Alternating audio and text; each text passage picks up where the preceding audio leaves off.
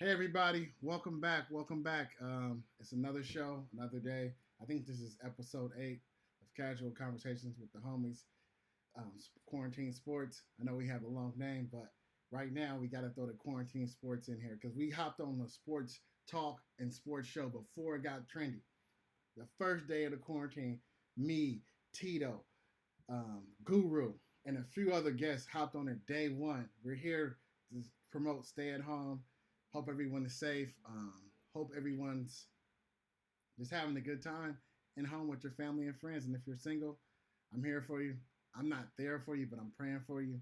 Just keep it strong. We have Juan on the show. Juan, say what's up. What up? How's it going, man? Pretty. Little caveat, man. I know I'm wearing a Rams fan. I'm not a Rams fan. I mean, I do rep them, LA, but Gurley's my boy, so definitely rocking that Gurley jersey. So yeah, Juan. How you been hold up? How you been doing? I've been doing okay, man. I think my go-to is always can always be better. But trying to make the most of things. I'm luxury of working from home, so just chilling here. I try not to go out, other than throwing out the trash and picking up the mail. Doing okay, man. Just trying to binge watch as much as I possibly can. And we have Guru in here. Guru. You're on. You're live. How are you doing, Who's in Guru? the house? I'm doing great today. How's everyone doing? Staying safe and healthy and playing sports. Guru, can you say that one more time? That last bit you cut out. You cut out in that last bit. Uh, just staying safe and at home. About to enjoy me some sports. Guru, I don't know what it is, but I think we have an echo. We're getting an echo from your side. So if you can fix that echo, that'd be great. But yeah, you have an echo. I can hear it. All right, let's see. Guru, can you talk again? Jogging in. Oh no, I can still hear the echo. Do you have on a microphone Oh, or some sort? Are you playing the video from your computer as well? The YouTube channel or no? Yeah, yeah. Take the headphones off. That might be it. All right, can you talk now? No, that that made it worse. Guru, hang up and call back in. We're gonna get you back on the line. Juan, let's bring you back. I know we having some quick technical difficulties real fast, but it's all right. We're all friends here. I can hear you, but it's still echo. Is it echo on your side for him, Guru? I mean, for Juan. Okay. All right. Now I can hear you. All right. Cool. Is it normal? Okay, cool. Let's talk. Let's quickly talk about Michael Jordan. I know we have a draft show that we're gonna dig into, but I know the Last Dance premiered on Sunday, episodes 1 and 2, to great fanfare. People loved it. So let's. What's your thoughts, Juan? I know you. We're gonna let you go first. I know you're the huge Michael Jordan supporter, and I'll give my thoughts afterwards. But Juan, what did you think? It was good. I'm a big fan of the director. Only one of the reasons that I thought he did a really good job, and that's pairing some of the highlights. Seeing hearing Rakim and Eric B.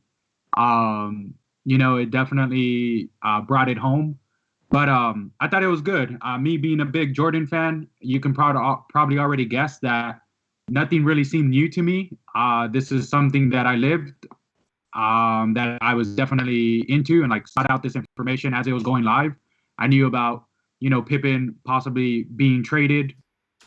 I think not too long ago there was confirmation that there was a deal in place for T Mac, a young T Mac for Scottie Pippen around that time. So I don't know if they'll make it in that documentary, but it was definitely cool to see, cool perspective. It just brought back the nostalgia for me being a huge fan. Yeah, yeah. It was a good piece. It was well put together. Um, it was a quick some new things that I learned from watching the doc because I'm not that old and I am from the Michael Jordan era, but the Lakers are my dynasty team that I really followed. Like I think when Jordan won his last title, I was probably 10 years old. My favorite year of being alive, but yeah, so it was cool. You learned that not Michael Jordan, but Scottie Pippen, he didn't get paid until the end. Well, he didn't get paid thus far where he left off at. Scottie Pippen did not get paid. What was it, 7 years, 18 mil, I believe? I think it was something around there. What else? Uh, Michael Jordan, you know what stuck out to me? And this is just a quick little tidbit, and I'm going to let Google get in his words about what he felt about the documentary if he watched it. But the old school players give a lot of slack to the new school players for being friends with each other.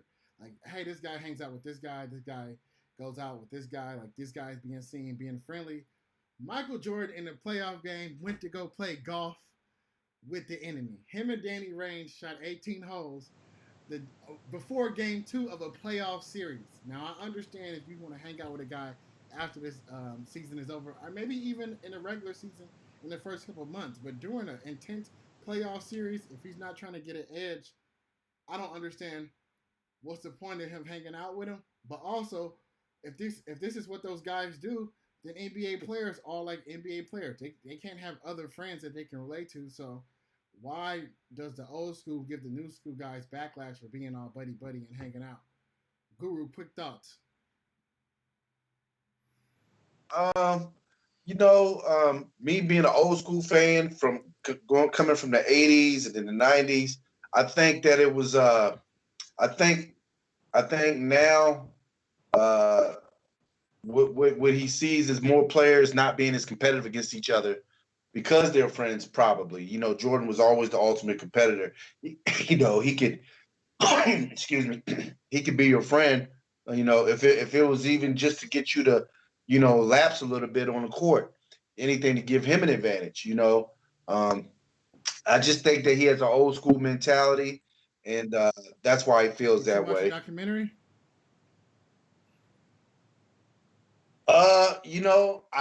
I watched like 10 minutes of it, but it was hard because I watched it on YouTube because I missed the Mm-hmm. premiere, and it was double taking. But I followed up a lot of the excerpts Oh, on okay. it and kind of followed it during that time. I knew about Scottie Pippen being one of the lowest paid players, but the NBA, because they have guaranteed contracts, they don't renegotiate contracts. If anything, he should have fired his agent. I know he wanted the money to build his family a house in Arkansas. You sign that deal at the time, unlike the NFL, you're going to get all of that money. So that was a tough part. Yeah, that was a tough call on his agent. If anything, the agent should have been not. Yeah, like you said, looked at funny or fired. But then again, Grony.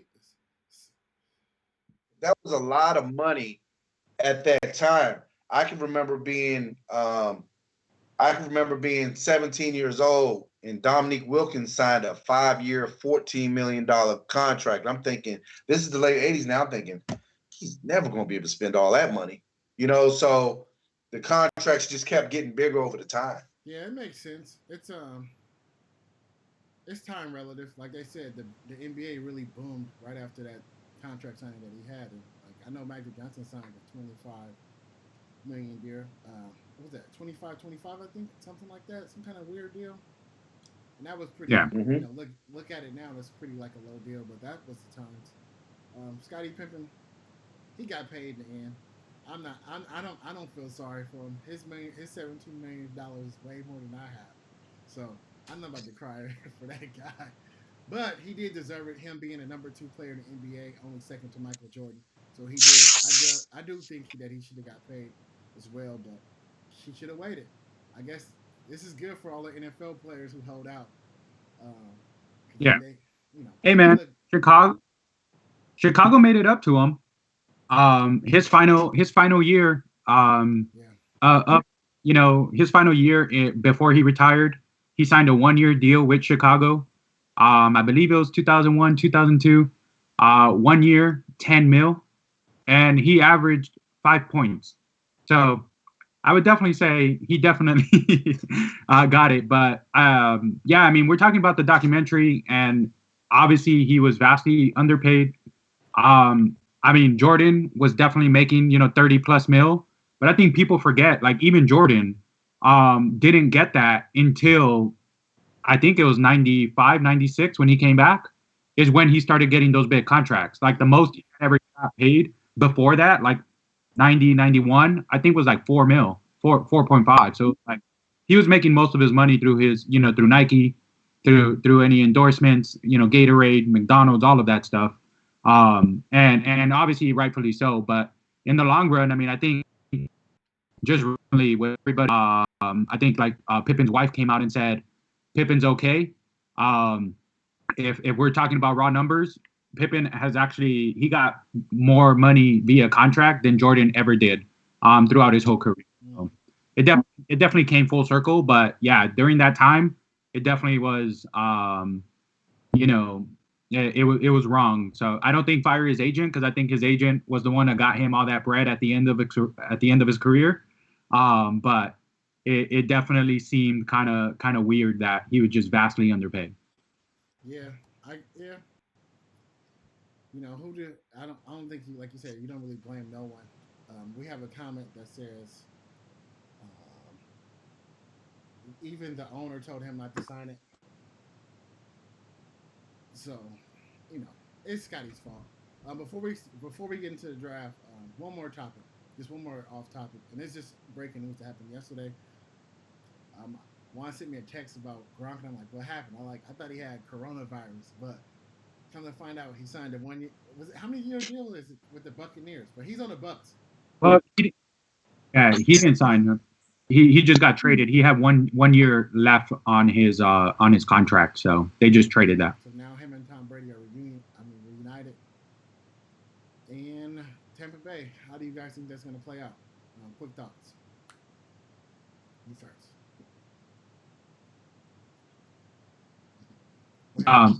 Definitely. It's interesting. They have offensive weapons, and Brady can definitely distribute it. So I think he puts himself in a situation or scenario of he can't mess this up. Like he has the weapons, he has he's gonna have the opportunity to kind of just throw the rock up and have Gronk at least get it. Yeah, you can do the same thing with Evans. They have other studs tight ends on that team like OJ Howard, and Cameron Brate.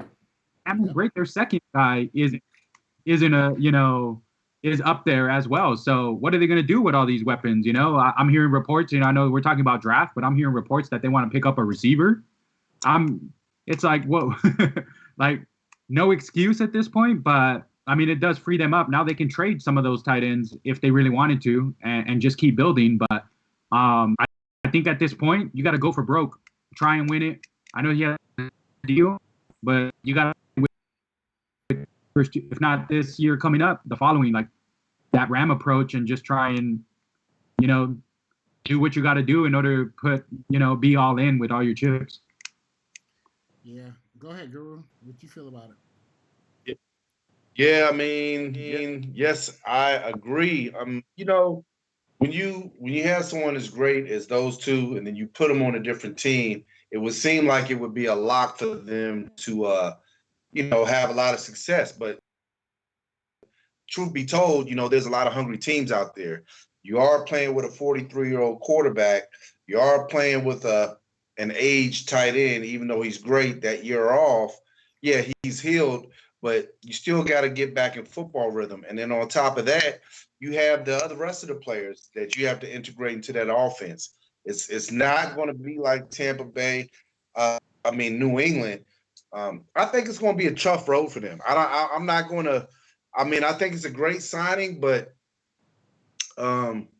look, these are older players, and this is a young man's game, and they're coming for him. So I'm excited. I think it's good for the league, and we'll see what happens. Yeah, we'll see.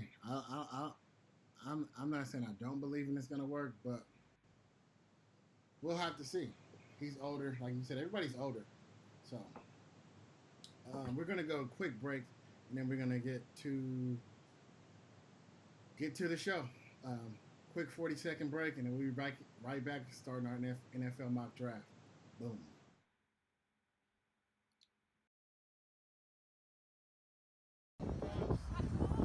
Maybe, unless my mom really wants to get out. Start climbing up the wall.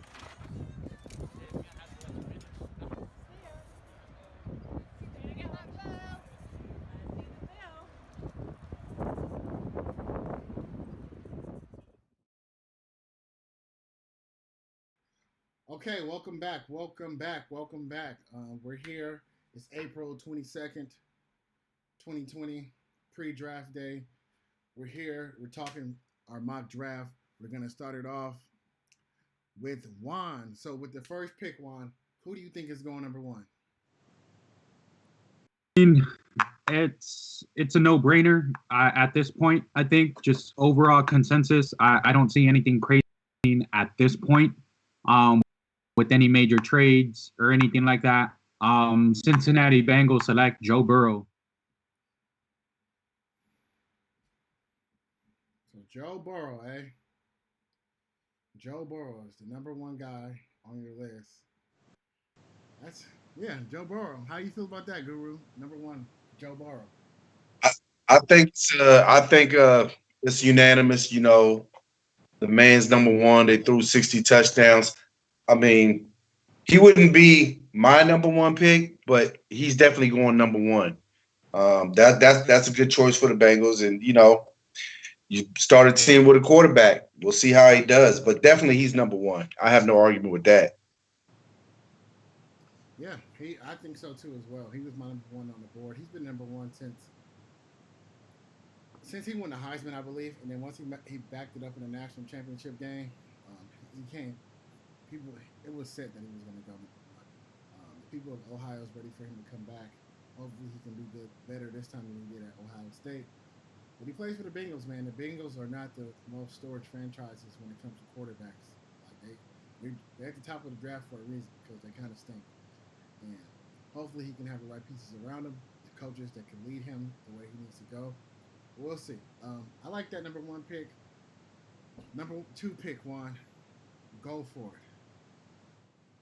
So number two, I mean, I thought, I'm a Skins fan. I thought, I would want them to do something crazy for the sake of the draft and what I've been hearing, reading, anything like that. I think they're going to keep it simple. I think Riverboat Ron has definitely simplified what they're doing there and building. Number two pick is going to be Chase Young, defensive end, Ohio State.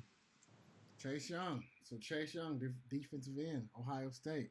I like it. I think the same thing as well. We have some of his highlights on the board right now. I know you guys can't see it, but the viewers can. And he's a monster. He's rated. I believe he's rated 99 out the draft, and a few players have been rated 99. I've seen that. I think it was him, Von Miller, Andrew Luck. Who else? Andrew Luck, Von Miller, Patrick Peterson. Aaron Donald. You said Aaron Donald? I think he was rated 97 or 98. But I don't know. Hopefully Chase Young pans out. Who's your number two?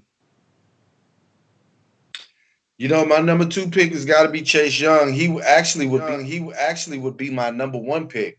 But quarterbacks are always taken first. He's just got a really high motor for a 20-year-old. His production is right up there with Bosa's. You saw what kind of impact he had for the 49ers. And he's a hometown guy right there in PG County, Maryland. So I think that's a good pick for Washington. They need pass rush. They're already set at quarterback. Even though there was talk of Tua going number two. Chase Young to pair with his former Ohio State quarterback and wide receiver. It's going to be exciting times in Washington this season. Oh, yeah, I forgot about that. I would hope. Go ahead, Juan. What did you say? I was making making a comment on Guru saying exciting times for Washington. I mean, I'm a diehard fan. I would hope so. But I still see us losing a lot of football games. To be tough, I think I still see us losing a lot. But the internet troll in me would want to say they should go Tua all the way, just mix it up. The Redskins? Ron Rivera doesn't owe it to anybody. Yeah, for the Redskins, he doesn't owe it to anybody. But he's a defensive guy. I mean, he's always has been. What he's established. There's no like a Brian Urlacher or a Luke Kuechly, two guys that he touched and, definitely helped build and mold. He doesn't have that in this draft, but Chase Young's the guy to go. He definitely is going to be adding pressure, and you pressure the quarterback, it turns them into this. It makes them make decisions that they don't want to do. They have less time to do it. So. Cool. So this number 3, I think this is where everybody drafts for starts to look a little bit different because we're hearing some rumblings about people moving up, or players. This player's getting selected here, or that player. So this is where we're gonna really, I think, stop agreeing on a lot of things, you and Guru, and really kind of go separate ways. So with the number 3, with the 3rd overall pick at the 2020 NFL Draft, the Detroit Lions select. Let's hear it, Juan. So you're right. You said that this is where it goes off the rails, I think, with different scenarios. I think because the Lions have made it known that they want to get draft capital, they want to move. And because the Giants have actually said they want to move, my gut is telling me that they're actually going to stick with these picks. They're probably not going to be happy with the return that they would think they'd get for these positions. Mm-hmm. But number 3 pick, I have with the Lions selecting Jeff Okudah, cornerback. They just lost Slay. They traded. They signed Trufant, and Darius Slay kind of forced their hand to trade him or pay him or trade him. And they went ahead and traded him to the Eagles. Mm-hmm. So using a dominant cornerback like that, I think they replenish him with this young kid from Ohio State. Yeah, that makes sense. Number 3. Yeah, cornerback, Ohio State. Number 1, Jeff O.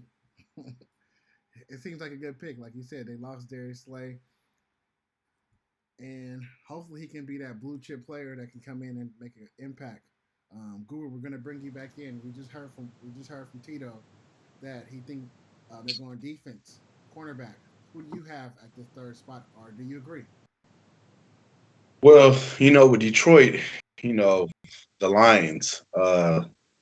I'm gonna say I've been following them for 40 years, and they have needs all over the place. I hardly think that, excuse me, a cornerback is going to solve all of their issues. And I know Okudah's a great cornerback, young cornerback, but 3 is very high for a cornerback. I don't know if most people know in the draft that very few cornerbacks get selected 3. So with this pick right here, I'm going to go ahead and say Detroit is going to draft Tua. I mean, it's time. The Tua era is coming to Detroit. They're going to, you got 11 years in a Detroit uniform. You are what you are. It's just that plain and simple. So if you want to start new, why get a cornerback when you're not going to score many points? I would say go ahead, excuse me, draft Tua Tagovailoa. It seems like the only logical pick right here. You can find cornerbacks at a premium in the draft, 6th, 3rd, 4th, 5th round, some even undrafted.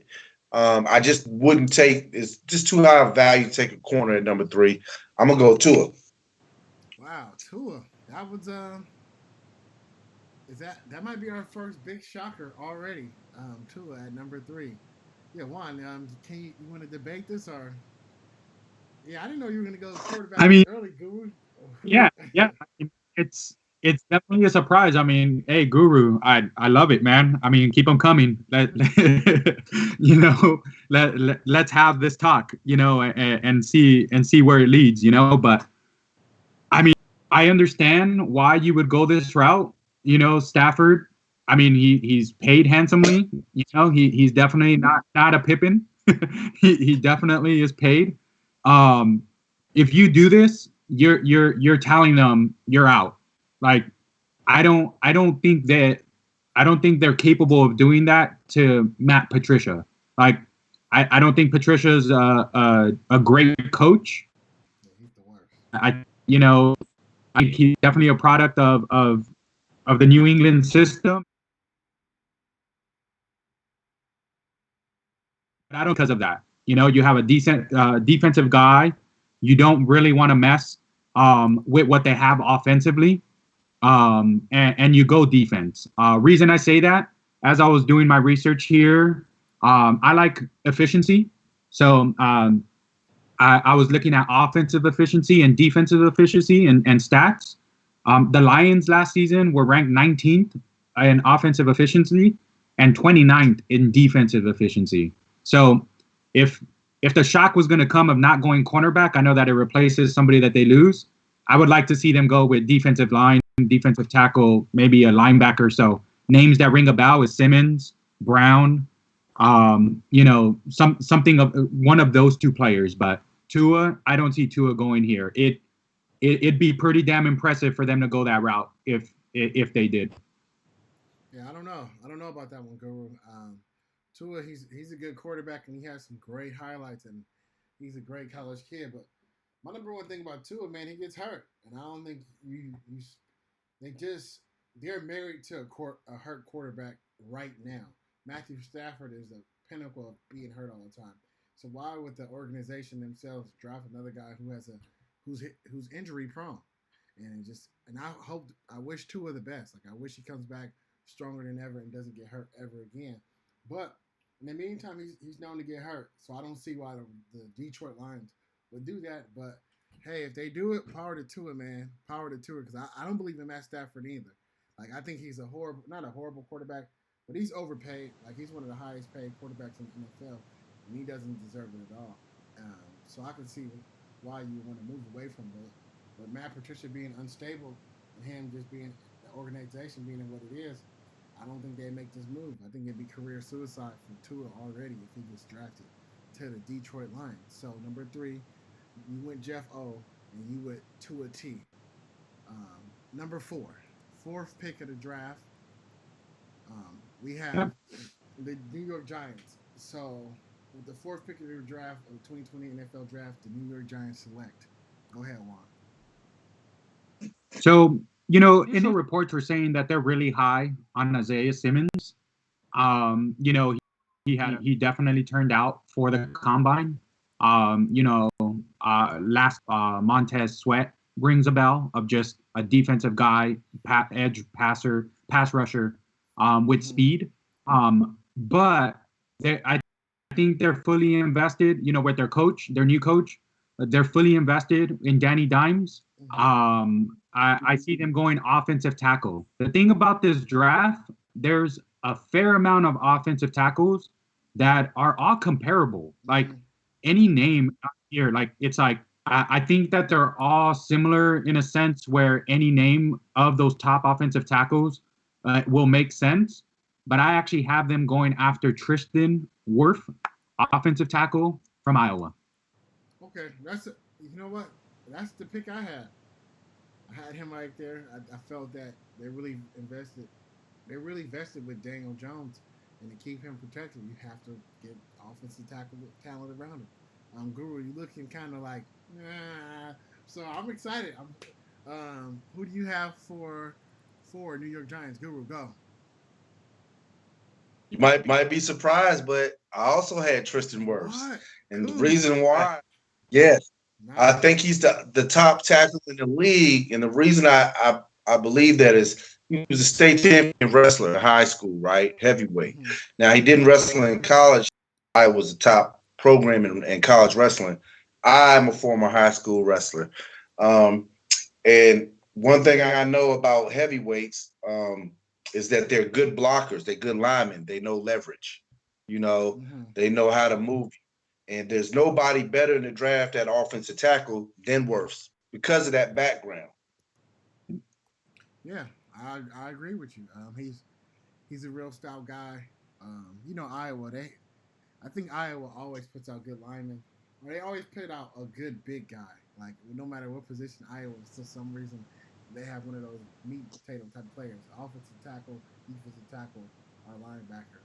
Do I have some of his highlights on here? Yes, I do. I'm going to show the viewers who he is as a person.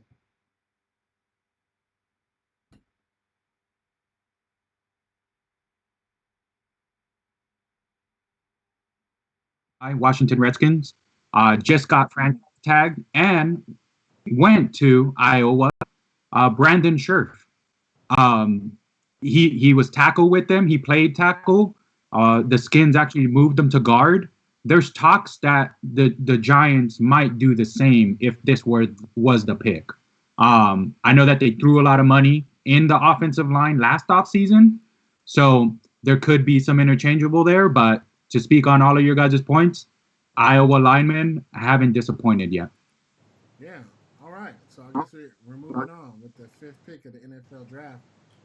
Miami Dolphins select. Yep, this is where it gets interesting, man. Where they say the Dolphins are the movers and shakers. They're gonna make and break this draft.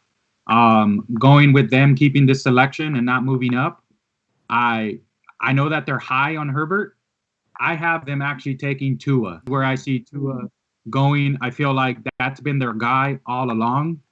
Tank for Tua has always been a thing. He just signed with Adidas. Pretty lucrative deal as well. So that kind of tells you what they think of the young kid. So I have Tua going to the Dolphins. Okay. That's where people expect him to go 5-6. I know Guru had him going 3. So Guru, who do you have 5 in your mock draft? 5 in my mock draft. There's a couple scenarios here.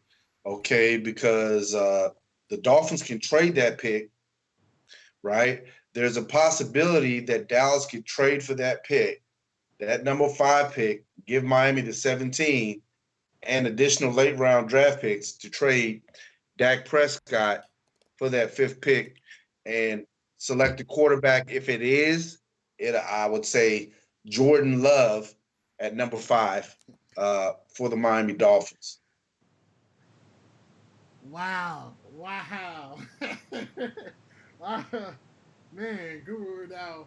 If that hits off, man, you like Nostradamus, because that's I didn't think about that at all. Like he said, it's a possibility. So the Dolphins are going to trade the pick to Dallas and select Jordan Love, not Tua. They don't want Tua. They don't want Herbert. They're going to go straight to Love, number 5. That early. If that happens, they'll trade Dak Prescott to the Miami Dolphins with a couple draft picks, and then Miami will sign him to the extension he wants. Then Miami's on their way. I hope that doesn't happen, but that's a real strong possibility. Man, I don't know. Who's gonna? So Jordan Love in Dallas, and Dak Prescott gone. I don't know. I think they're better off paying Dak. Who? Yep. So say if that I agree. happen, do you have an alternative draft that pick that is going to be? If that doesn't happen, I have the Dolphins taking Herbert with the 6th pick, with the 5th pick. Okay, I'm gonna jot down both right. for no purposes. So you said they're gonna trade and they get the 17, right? All right. Man, I was not prepared for that one. That one was a real wild card, if any. He's straight. Man, let's just go to number 6. Let's keep with your draft. I love it. It's interesting. It's bringing some excitement. It's throwing us off. Number 6, Juan, go for it. Right. Yeah, man. So the Chargers on the clock. A lot of people, are speculating this is where actually Tua would fall, if it plans out. But I actually don't see them going offense at the moment. Lynn, that coach, is definitely defensive minded. I know that they lost Derwin James for the season, and that impacted their defensive efficiency. but they were ranked 23rd last season, and their offense was actually 16. So you kind of don't want to mess with a good thing there, even with Rivers out and inputting Tyrod. I think people forget that Tyrod was with Lynn in Buffalo, and the offense was molded around him. So he's going to be very comfortable back there, I think. They are going 6th pick, Isaiah Simmons, outside linebacker, Clemson. Okay. Isaiah Simmons, outside linebacker. No quarterback here. You made a strong point for Tyrod Taylor, but to me, I think Tyrod Taylor at this point in his career, he's that guy that ushers in a new quarterback. So I can still see them drafting a quarterback. But Guru, I'm gonna let you get in here. He just went Isaiah Simmons, outside linebacker. Who do you have? For number 6, for the 6th pick, we already know Tyrod Taylor is solidified. He's still ascending, even though he's 31 years old. He knows Anthony Lynn's system. So they're set right there at quarterback. Now we're going to go to the defensive side of the ball. And I say they take linebacker Isaiah Simmons out of Clemson. Wow, so you guys agreed on that. Yeah. He's a good. That's what they need. I mean, offensive side of the ball, they already have money invested on that side of the ball. Their helpers on defense. You got someone that's going to be able to clean up for Bosa on the back. And I can give you a little tidbit in that I do see them possibly drafting a quarterback here. But I see them in the later rounds. You know, I know Guru over here is high on Love, but if Love slides into the second, I see them trying to move up and grab, and or a name that rings a bell that I know that some executives have been saying they have him ranked up as high as the 2nd round, Jalen Hurt. So I do see them, going after in the later rounds, but to me, the Simmons pick makes a little sense here. But then again, this is a mock draft. Yeah.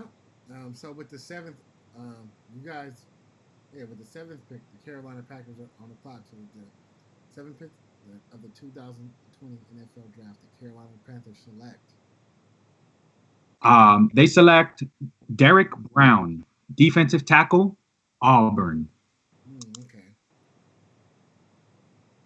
I can see that happening. I think if Isaiah's going off the board, I think they have no other choice but to go defense because their offense is not set, but they have their players, they have their key roles. So defense is something I think the Carolina Panthers will go. Guru, number 6. Number 7. Who do you have? I have Jeffrey Okudah, Ohio State cornerback. I feel like the Panthers are good on the offensive side of the ball. They need to shore up the secondary where they've been torched for a lot of points. They haven't had a good cornerback, a solid one in a while. They do have a good corner there, but they need one on the other end for Teddy Bridgewater to be able to work his magic. So I say Jeffrey Okudah out of Ohio State with pick number 7. That's a good pick, though. Like if he falls, I know Juan, you have him on 3, I believe, on the board. But if he falls down there, that's a great pickup for them. That'd be something they need. And I like the fact that both of you guys went defense because I think that's what the Carolina Panthers is lacking right now. When I say they're lacking defense, but a lot of their guys retired or they moved on, so they can really use. Yeah. They replaced the offensive guys. They just locked up McCaffrey. Hey. For so long. Yeah. Go ahead, Juan.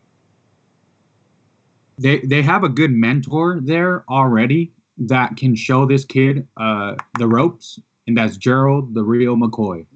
Mm-hmm. Definitely, somebody that he can definitely learn from if they go this route. But I think that defensive line, he's a strong candidate to go up there, and at least I think he's a top 5 pick. It's just a matter of where he actually falls. Okay. Let's move on. Next pick. The number 8 pick, Arizona Cardinals. Who do you guys have? Go on for it, Juan. So Arizona, I think, after their trades, everything, I think they select, and I apologize for murdering the name if I do, but Mekai Becton, offensive tackle, Louisville. That high. Yep. I think it's a scenario where it's next man up on the offensive tackle. I think they need help to protect Kyler, and they go this route. I mean, there's other weapons here, but I think it makes the most sense for them to try and protect Kyler. You don't want him to get hurt. Yeah, that makes sense. And he's a beast offensive tackle. So I don't know. I think that's kind of high for him though. That's how I feel. Like I know he did a great job in college, but I think that might be a little bit too high. I have some plays running right now to show his blocking skills, and that would be something that the team would need, considering the fact that they have a new offensive weapon and they have the young quarterback. So, Guru, who do you have with this pick? So with that pick, with the Cardinals, they need help with protection. So I took Jedrick Wills Jr., offensive tackle, Alabama. It seemed like Tua and whoever the other quarterback was had all day to throw, and a large part of that had to do with him protecting their backside. I do love his level of competition. I do love his what I do know about him as a stout offensive tackle, and that's just a piece that they need considering with their offense, the offense they try to run. They need an established, good, hard nosed SEC tackle. Yeah, that's a good pick. Yeah, I don't. Let me make sure I write you guys' pick down. So, Juan, you said Makai, whatever how you pronounce his name. Okay. Number 9. That's where we're on. I think number 9 belongs to the Jacksonville Jaguars, I believe. Yeah, so number Correct. 9. Yep. Number 9. Pick 9. Who do you have, Juan? So number, I was a little torn. This is the one that can actually go anyway. I'm hearing the Falcons actually have their eye on this pick. I think that makes the most sense of them going from 16 and jumping into the top 10 if they do. Mm-hmm. But Jaguars, they keep this pick. Select C.J. Henderson from Florida. Oh, I didn't see that one. Yeah, It's a little bit, to me, Jacksonville needs help everywhere. Like they're just pissing all their players off. They're trading everybody away. They need holes. I just think that they need. I don't think they'd go offensive tackle. It would be strange if they did, but I think they try and go receivers. They're fine with. I think DJ Shark definitely came out of nowhere last season. So to me, it's just on the defensive side. And I think at cornerback, besides Jeff O, I think CJ Henderson is the next man up there. But that's okay. Guru, what about you? Yeah, like they need help everywhere. I'm going to go with who I feel is the best receiver in this draft, and I'm going to say because we're talking about the 10th pick here. Now, be careful. Watch this because Washington wants to trade with Cleveland, right? Because they have a disgruntled offensive tackle. Yep. I'm not saying that they're going to trade that 10th pick, but something can happen with that. However, with that 10th pick, obviously, offensive tackle, Andrew Thomas. I'll have to go. I think it's going to tackle because that's who they're trying to work with for the draft. So I'm going to go ahead and say if they go ahead and do that, they won't trade the 10th pick. I'm going to go ahead and go with Justin Jefferson, wide receiver, LSU. You think that's the number one? You think that's the number one wide receiver in the draft? You think he's the number I think one he's the wide number one wide receiver. Yeah, I don't know, man. I just tell you, since I'm not really going over my mock draft, but I had him pretty low. I had him like around in the 20s. But I like your pick. Yeah, a lot of people do. And you have him as your number one receiver. We still talking Jaguars? Mm-hmm. Oh, wait a minute. We're talking about the ninth pick. Yeah, Yeah. ninth pick. Oh, the ninth pick. The ninth pick. I have Justin Jefferson, wide receiver. Um, Yeah, out of LSU. I'm sorry, yeah. I went too far. Oh, okay. I I thought like Justin. I heard you. Yeah. Yeah, number nine, the ninth pick. I'm sorry, Jacksonville. They need a receiver, and they need a big time receiver. I think Justin Jefferson gives them exactly what they need. He's way too low on the board. And to remind people, I know a couple people out there know I had Lamar Jackson as number one pick on my board the year he came out. So I like that pick. Cool, cool. So number 10. Who has the 10th pick of the draft? It is. It's the Browns. The Browns. Let's see what you got the Browns doing. The Browns is an interesting team. They can go either way, always. People are gonna say, "Oh, that's a good pick," or "It's a bad pick," because Yeah. they kind of stink. So when you stink, it's easier to draft if you can pick at any position. I think they need one position, but I'm gonna see what you guys think. Go for it. With the 10th pick of the 2020 NFL Draft, the Cleveland Browns select. I have them selecting Jedrick Wills Jr., offensive tackle. That's who I see they going after. I mean, I know that there's talks of them wanting Trent Williams from the Skins. Um, I don't know, if the price is right there because you still got to pay Trent Williams.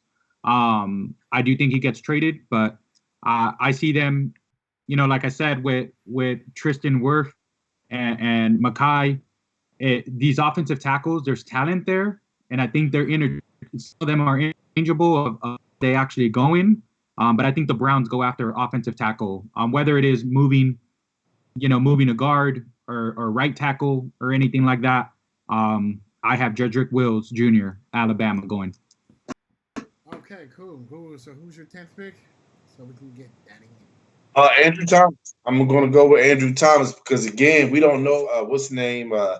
What's the Redskins tackle name again? Trent Williams. Trent Williams. We don't like Juan said. We don't know because he wants new money, and then you got to trade for him, then give him new money. So that's a lot. I'm gonna go offensive tackle Andrew Thomas. You know, you know, I just don't feel like the Browns really have. They can't afford. I just think that's a good pick for them. I won't get into trade scenarios for that because that's a little complicated. I try to, but I like the offense out of Georgia. Okay, yeah, I had Andrew Thomas as number 10 as well. It's pretty solid, something that they need, and I don't think they can go wrong. I think they have to go offensive tackle for just for the sanity of just the NFL and all the fans, just everybody in general. The Browns are a mess. They're underachievers, and they have all the skill position players they need. So offensive tackles is a logical step. Who it is, I think it'd be Andrew. He did a real good job at Georgia. I was watching some of his highlights this weekend and just analyzing who he is, and he has good athleticism, good strength. Yeah, he was my pick as well, Guru. So I agree with you. But moving on to the next pick, 11th pick of the NFL draft. Who do you have the New York Jets selecting, Juan? So I have them selecting offensive tackle Andrew Thomas. I know that both of you guys had him going one pick before. I do somehow see a receiver going here. I do think that they're going to focus on offense. I think they go offensive tackle to try and protect Darnold and Le'Veon Bell, free him up. But I do think that they could possibly target one of the top receivers here. But I have them selecting Andrew Thomas, one of the top offensive tackles. Yeah, he's I don't think that wouldn't be too bad. It's one off of what we just said, and he's a great offensive tackle. He does a good job. I have his highlights going on screen right now. I know you guys, if you're watching from another device, you can see it going, but he did a pretty good job. It's something that team needs. They need Darnold to stay healthy, but honestly, Darnold needs to stop kissing strangers to stay healthy. That's a mono joke for kids out there who doesn't know. I don't even know what that is. Something I seen in the real world as a kid and just always stuck with me. Like we get mono. Anyway, Guru, who do you have with the 11th pick for the New York Jets? The 11th pick. I don't love the pick, but I feel like it's going to be a receiver, and I'm going to say Jerry Jeudy, Alabama, to pair with that young quarterback. Because keep in mind they lost their top target in free agency to the Carolina Panthers. You can find offensive tackles in the draft, or a trade for one. May not be premier, but it'll be a good enough one. He needs offensive weapons, and I say Jerry Jeudy out of Alabama. Kind of on the small side. I do have a problem with him getting off of press coverage in the NFL because he was able to run pretty free at Alabama. But once he is free, he can be electrifying. But I'll say Jerry Jeudy with that pick. Yeah, I'm with you. I think he is a smaller guy. I don't have him. He's good, and I think he's a great player, and he has some great highlights, some great speed. We all know that, and different things. But like you said, I'm not really sold on him yet, and it's hard for me to get sold on these guys who come from big programs where they have everything. Not say perfect, but in college, you're definitely top tier more than everybody, and you have to get to the NFL to really show, especially being a receiver. Showing that yourself as a receiver is kind of hard to judge and hard to pick when you're a scout, so and a GM. So we'll see.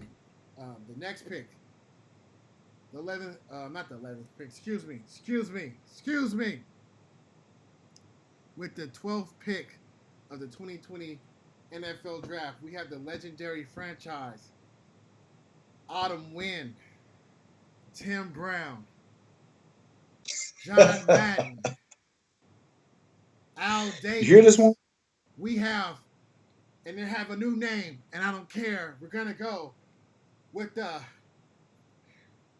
Las Vegas Raiders with the 12th pick of the NFL Draft.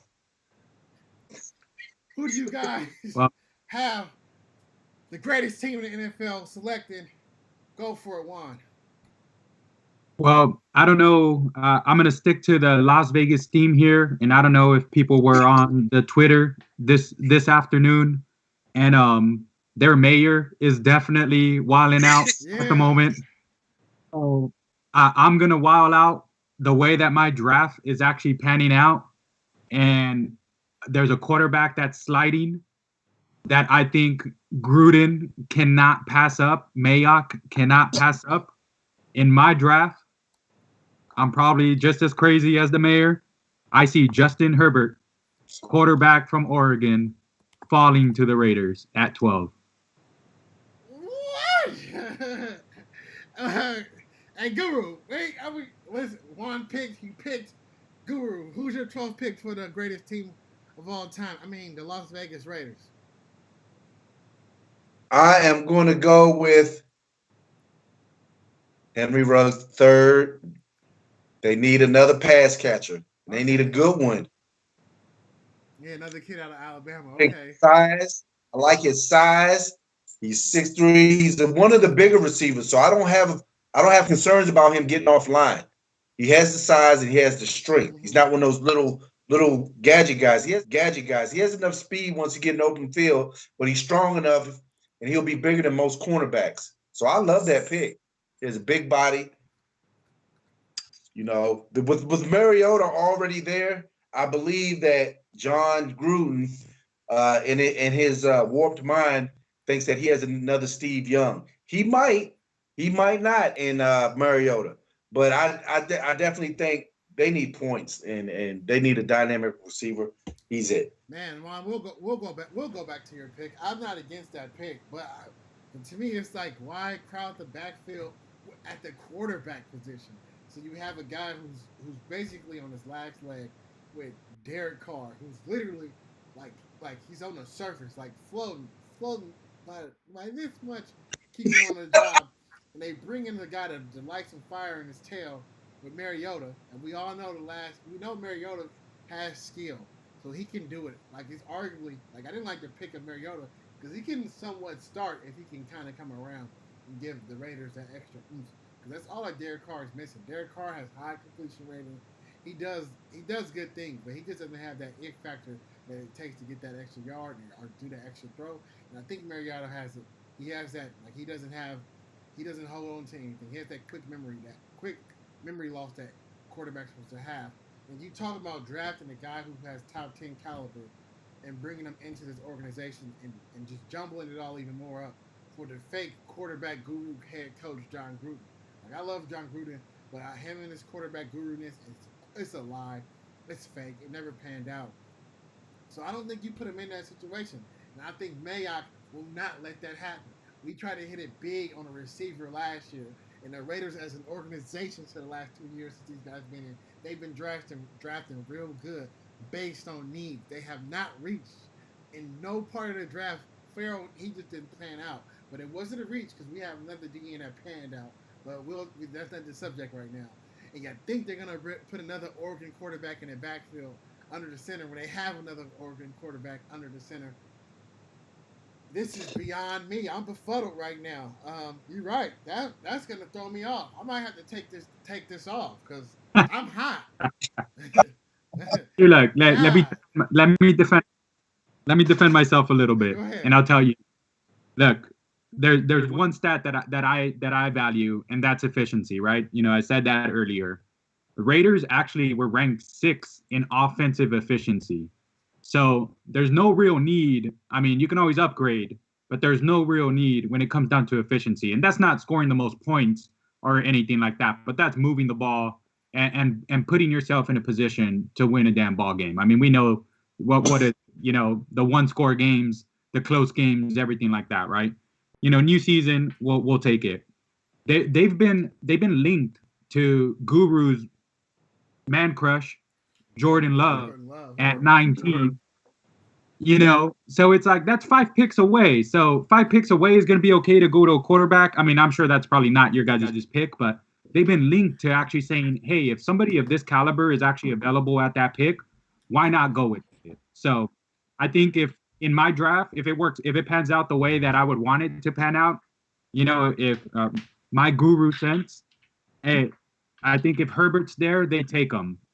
They take a stab to actually sit him to develop him, and you don't have to start him right away. But I also think that they just need help in the defensive side.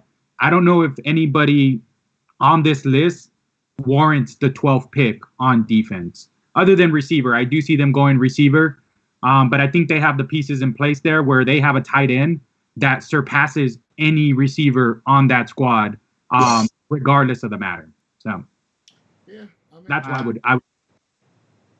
Okay, I'm not mad at it. I think if we get one of those quarterbacks and it'll be Carr out the building, I know Raider Twitter will probably be upset if they heard me say this, but I don't know.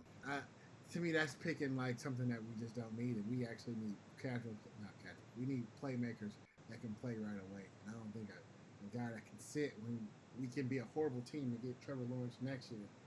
That'd be better. So let's just move on. I'm calm now. I'm not as sweaty. He said, man, I had a receiver there.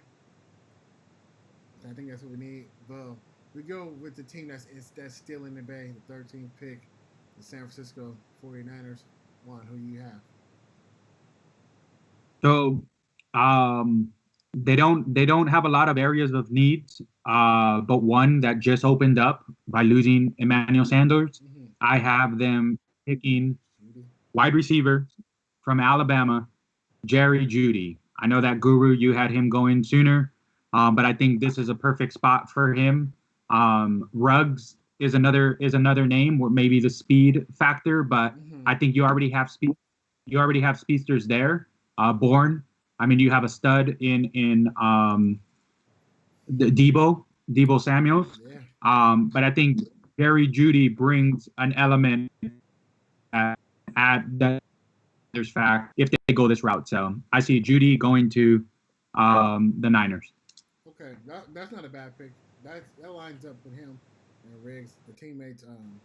I kind of feel this is where they're going in the draft.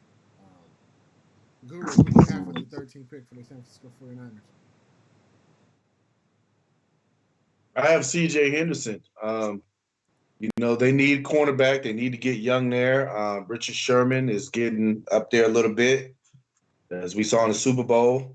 And you need, Yeah. and he's that fit. You can plug him in, and he can also learn from under. He can learn from Sherman while he's on the other side. So I like that pick for them. That's a solid pick for the 49ers. Yeah, I like what you said. That's a great pick. And Juan, you said something to it earlier about that they're not a team that have much needs. They just went to the Super Bowl, so they're doing something right. And I like the picks. I like both of them. This is the one I kind of agree with. They can go either way, receiver, cornerback. Great point you made, Guru, that they can bring somebody in the mold under Sherman. Because Sherman, like you said, he got toasted. He got murdered in the Super Bowl because he's old. And that's all right. So it is what it is. And I know you had Henderson going number 9, correct, Juan? That is correct. Yes, sir. Okay, cool. I'm keeping stats right. So, with let's move on to the next pick. With the 14th pick of the NFL draft, everybody's favorite Madden 21 team, the Tampa Bay Buccaneers. Who do you have them selecting, Juan? Big Weezy, Big Tito. This is definitely before the Gronk. I'm glad I went this route in that I actually think they go defense, and they take Javon Kinlaw out of South Carolina. Okay. That's a good one. I think I have a graphics package for him to go, but yeah, I think that'd be a good pick.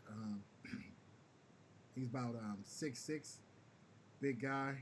There's something that can serve that defense that they've been missing since McCoy's been gone. Yeah, so I can see that happening. I have some of his highlights going right now, making tackles. Guru, let's bring it back to you. What do you think the super team, the preseason super team? For Go ahead, Guru. I know that on the offensive line because their running backs in Tampa Bay had trouble getting through those holes, and they just seemed to. So I'm gonna go. I'm gonna go ahead and go with Mekhi Becton. I really like that pick.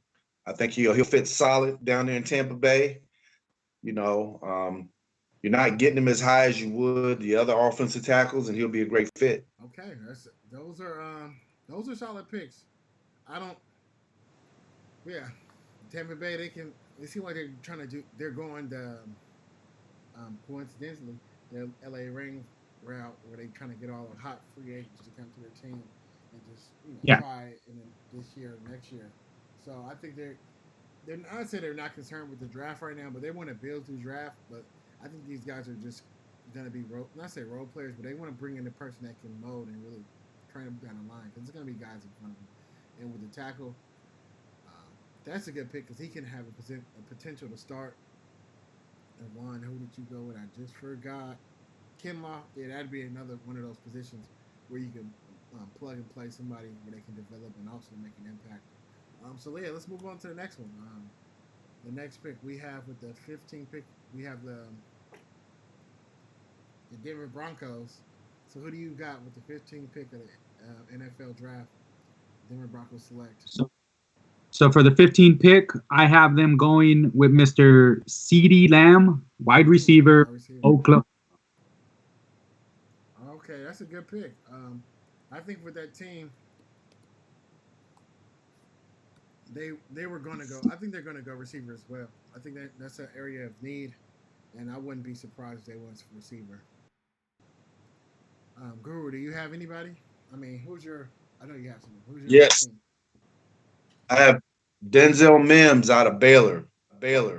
Like his body, size, speed, big body, kind of plays like a running back when he has the ball. I think he's a good selection to put on the other side of that receiver that they got a couple years ago out of SMU that's kind of coming into his own for Denver. I think that'll be a good tandem for Drew Lock. Oh, I forgot about their quarterback. So no surprise quarterbacks here for the Denver Broncos. No, they said they trust Drew Lock too much. I don't think they want to fall into a Paxton Lynch situation again. and open up that can of worms. Yeah, I don't think. Yeah, you guys are right. And maybe John Elway. That's something he just can't pick out as quarterback because he really hasn't hit him. No quarterbacks he selected. He arguably selected, or he didn't select, but he got the greatest regular season quarterback to be on his team. And he willed him his way for the playoff, and they won the Super Bowl. But that was based on defense. But all the picks that Elway's bringing in since, yeah, he hasn't really done nothing at the quarterback position. You would think it'd be more high on his um, to-do list and something that he could be good, well at. But I don't know. I think they might surprise us and go quarterback. I don't think they're 100% locked in on lock like that. So we'll see. If they do, it'll be in a, Say that again, Guru. if they do if Denver does select a quarterback, it'll be in the later rounds. Yeah, they'll be there. They got Locke in the second last year, second and third round. So they have a little bit invested in him. And we'll see what he does this season. You know, they got a little film on him. It'll help him dearly. Okay, let's go with the next pick, the 16th pick of the 2020 NFL Draft. The Atlanta Falcons select. So I have them selecting Clavon Chiason, outside linebacker, LSU. They recently lost Vic Beasley, a young stud, but they replaced him with Dante Fowler. But I think they're looking for an edge pass rusher. I mean, telltale signs is they try to trade for the second pick to go after Chase Young. So I think, if they stay in this area, Chiason makes sense for them. Yeah, that seems like a good pick. He has a crazy name, whatever how you say it, K'Lavon Chason. I can't even say it, but I have some of his highlights playing right now, and he gets after the quarterback. He has a quick burst. That would be a good pick for him. We'll see. I guess Guru, you can go into your pick, and then I'll talk about my pick and how I feel about that. But go for it, Guru.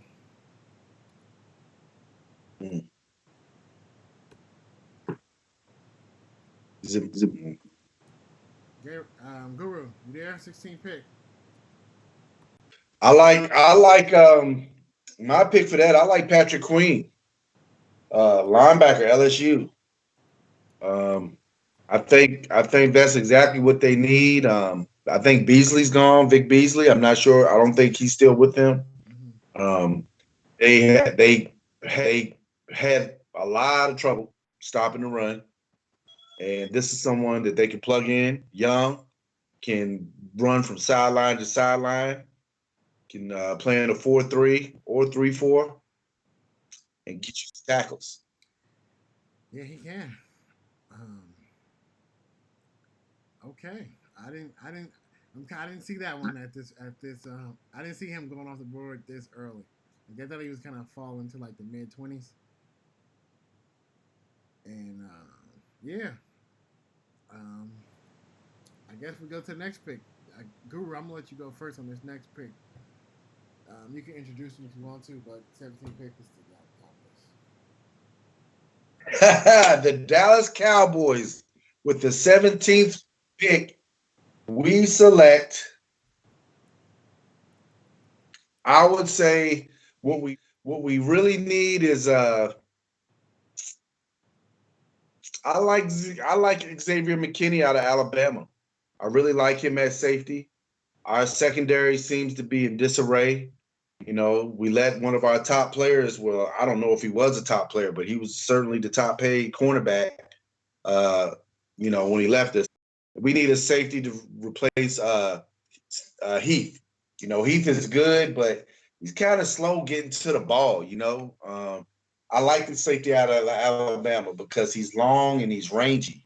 He's tall.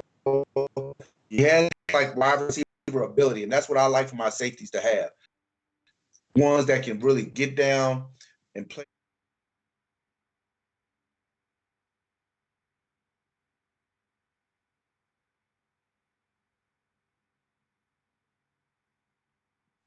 Yeah, that's a good pick. I think it's respectable. I think it's a good one. Juan, you want to Yeah. follow up with that one? Yeah, definitely. I mean, I've seen McKinney go to them in a couple of drafts. I think there's definitely a need there. Um, I think you hit on the fact that they lost their one of the top cornerbacks of the league.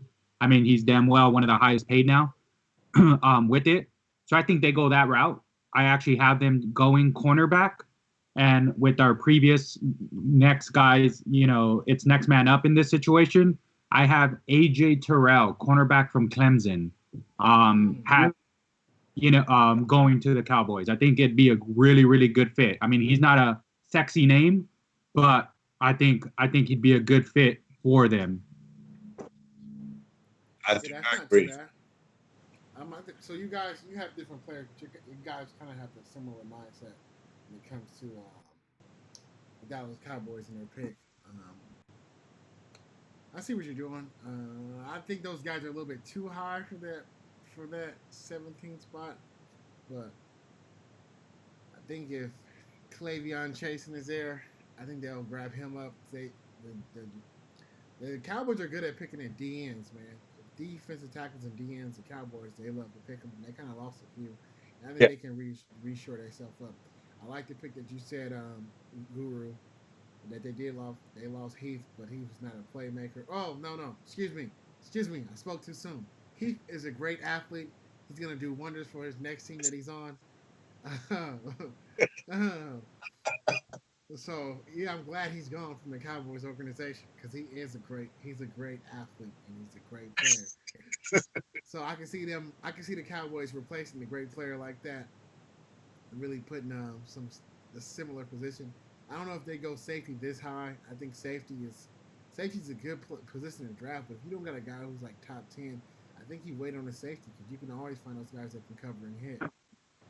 So I don't know. I think cornerback is more He's really valuable, but let's move on to the Miami Dolphins. So we're back at the Dolphins' second pick of the first round. With the 18th overall pick of the 2020 NFL Draft, the Miami Dolphins select. So here, after them picking a quarterback with their first pick, I actually have them taking Justin Jefferson, receiver, LSU. I just think that they're loading up on offense. So no tackles. Hmm. Not at the moment. I think that's definitely a position. Some of the higher end, at least in my draft, some of that higher echelon of tackles is already off the board. Without them moving up to try and get one of those, I mean, they have the draft capital that can actually happen. But if they stay at the 18th pick, I don't see any of those high end guys dropping all that low. Hmm. And the next tier is definitely the mid round type tier. I don't think you go too into it. There is a guy on this list that I think could potentially be it, which is Caesar Reese.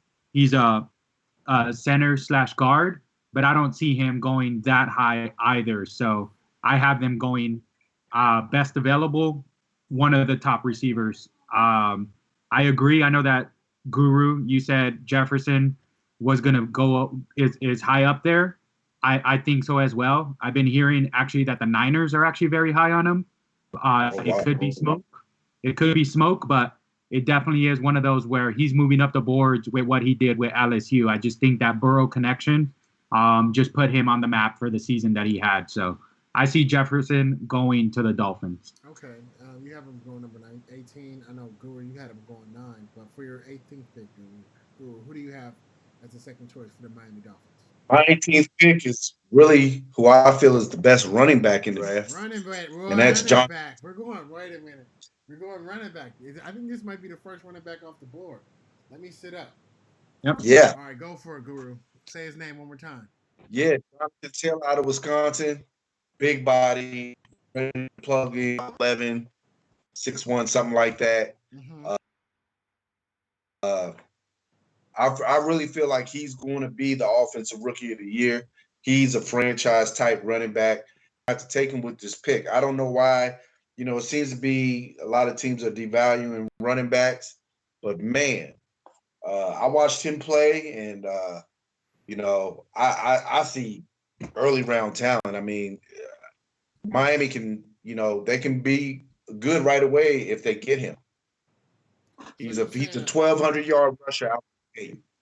So you're saying that you think that for the 21 seasons, the Dolphins are going to go with 2 rookies in the running back. I mean, in the backfield. Wait, who did you? Oh no, you have. Oh, wait a minute, I forgot. You actually have a trade of Dak Prescott playing for the Dolphins. So that will be okay. I can see now that I put it in perspective, and I forgot to mention that. I can see him playing with a veteran quarterback, and that can work that way. Hmm.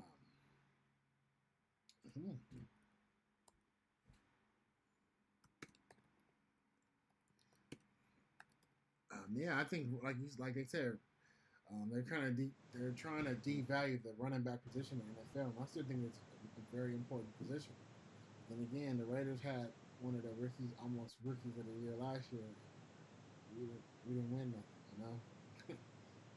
But then again, I don't know, because the person who wrongfully won was Kyler Murray, and that team was trash. So I don't know. I think we had a discussion about the running back position last episode, and it's just the same type of thing. So let's just move on to the next pick. And the next pick is, what were you on, 19? So the 20th pick? No, we're on 19 now. 19. With the 19th pick, we have the greatest team ever assembled, the greatest colorway in the NFL, the black and silver, the pirate, the original pirate, not the popsicle pirate, the cool, the calm, collected, Las Vegas, Las Vegas Raiders. The Raiders. What do you got with the 19th pick? You start. So for Las Vegas, on my board, seeing how I still have one of the top receivers in the draft, I see Henry Ruggs III, receiver from Alabama, falling to them at 19. Go for it, Guru. I know you had Ruggs going 13. He has Ruggs going 19. Who do you have at 19 for the Raiders, Guru? Yeah, for the Raiders at that pick, I have Kenneth Murray, linebacker, Oklahoma. Yeah, that's a good one. That is a good one. That's where I've seen some boards where they said that's where he was going, to 19 to the Raiders, and I'm not mad at that pick neither. You have one. I like both of these picks. I know we can't get both of them, but I think the Raiders they're kind of falling into that Cleveland Brown territory where they have such a I can't even get the words to say the sentence out loud, but they have they just need help wherever they can get it at. Yeah, let me just say that. So any position they draft at should be good. If we get a stud wide receiver like Guru said earlier, when he went 13, he's a big guy. You're not really worried about him transitioning to the NFL. He's not a scat wide receiver where he's doing like gadget plays. He's a pass rushing, pass catching, route running receiver. But we also can go defense. Yeah, I think those are great picks. If the Raiders went with any of those 2 picks, I'm not mad at that at all. I'm not mad. I'm not even mad, honestly, if they go Herbert. But I'm just gonna have to. I don't think that'd be efficient for the team right now. Yep. But let's move on to the 20th pick. Oh, go ahead, Guru. You got something to say? I see you with your finger up. Go ahead, Guru. No. I was gonna say, if you had to choose one, who would you choose, Murray or Ruggs? It depends. If we don't go receiver early, I go with Ruggs. Because we don't really, I really feel like we don't have no offensive weapons. Who's our receiver we just signed? Aguilar. Come on, man. He can't even catch HIV if he did a blood transfusion with Michael Johnson. No, that's not funny. But I'm basically saying he can't catch anything. So, okay. Dang it, I shouldn't have said that. We're gonna go to a quick commercial break and be right back. Hey, what's up? This is Mark Cheatham, personal trainer out here in Oakland, California. I've been a personal trainer for about 9 years now, working with everyone from high elite level athletes to your everyday person that's trying to get a better, healthier lifestyle going. The reason why I became a trainer because I was once that person struggling, trying to figure it out for myself and not being confident about the person that I was. I became a trainer because I want to help other people feel confident about themselves and take their bodies to the next level. Not only just physically, mentally, and teaching that fitness is a part of your life. You know, it should be a part of your everyday lifestyle, like how you get up and take a shower and do your hair. You should be training your body as well and your mind. When your body is in shape, you take care of your body, your mental's in shape. It makes you feel more confident, you have more clarity throughout your day. So if you're looking to transform your body, live a healthier lifestyle, make fitness a part of your everyday life, then go ahead and contact me. I'll be more than happy to work with you and help you take your body to the next level. Let's get this work, baby. Okay, and we're back. We're back. Thanks for sticking with us. We're gonna keep it moving. Pick number 20, Jacksonville Jaguars. Who do they select and why? Here in my draft, I had them going cornerback beginning. They just need help all around. I have them with still available on my board, Xavier McKinney, safety from Alabama. Okay. I think I played his highlights already. Xavier. Cool. Guru, who do you have with your... I have like Juan said, they need help everywhere, but I'm going running back DeAndre Swift, Georgia, Man, because I do believe Leonard Fournette will be moved. Running backs, man. you just went running backs. I think you. I think you got the first two running backs off the board of the whole draft. Guru himself. Based on need. Based on need. So wait a minute. I think you said something that I just caught it. Not even just catch it, but you just said they're gonna move on. They're gonna based on need because they're gonna have an open at the running back position. So you believe Leonard Fournette is getting traded? I've been hearing that they're not happy with him, even though he had a bounce back season last year. They just don't really feel like he's a fit for his organization. They're looking to move him in a package during draft day. Watch out for the Pittsburgh Steelers, from what I'm hearing. But if that happens, then I look for DeAndre Swift to be at that spot. Yeah. Okay, based on need, if that happens, then I can see that happening. Let's go 21 with the Philadelphia Eagles. Juan, who do you have with the 21st pick of the NFL draft? Yeah. So y'all know the Eagles love their receivers, but I actually think that they do something out of the norm, and they go with linebacker Kenneth Murray, Oklahoma. I think, in order to go after Zeke and in order to go after Barkley, the Redskins, AP, in order to go after the ball-dominant running backs, you need a tackling machine at linebacker. Murray makes sense to them if he's available at that spot. Okay. Yeah. I have to agree. Wait, you have the same pick?